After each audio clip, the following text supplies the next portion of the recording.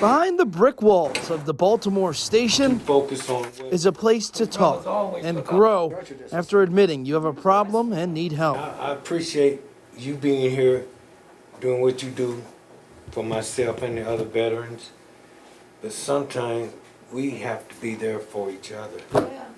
Yeah. You know, because it's us that's making this place work the way that it do. I do everything. Veronica Scott Tucker, or Mrs. V as they call her, sees the people she helps as caterpillars. The caterpillar goes in the cocoon. But as they're in the cocoon, some things start happening. Their wings start to sprout. It doesn't feel right because I'm becoming something I've never been. So as I become something I've never been, and these wings keep growing, at some point, the cocoon's gonna break open and I'm gonna emerge a monarch butterfly. And I think it goes back to The veteran inpatient and outpatient treatment programs recently expanded to help people who aren't veterans like James Neal. And I was raised in a vet family. Most of my uncles and older peers of the males was from the Army. So they wasn't drug users themselves, they was more drinkers than drug users.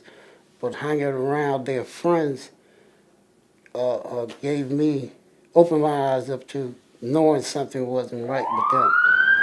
His experience growing up with veterans and drug users on Pennsylvania Avenue led him down the path to addiction. I try and do the right things in these walls. The Baltimore Station connects him to vets in recovery so they can encourage each other to start rebuilding their lives. I was feeling a lot of stuff and didn't know how to express it or deal with it.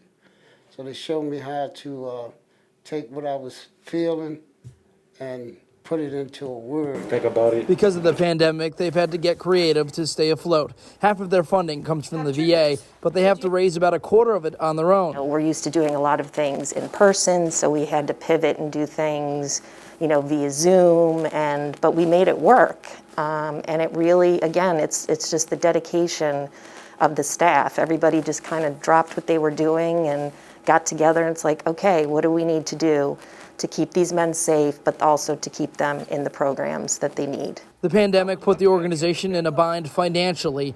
Not being able to bring volunteers into the building is the biggest loss. Not only do they provide 50% of our food budget annually, but more importantly, they'll come in and serve our veterans, but then they'll also sit down and have a meal with them and, share conversations. Pre-COVID, they were serving around 350 men a year. Things have slowed down, but they've been able to start getting referrals again. Really at the point of doing what I have to do to change my life around. Drugs may have a grasp on their life, but inside these walls, the heroes are loosening the grip of addiction together. In Baltimore, Eddie Kadam, WMAR-T News.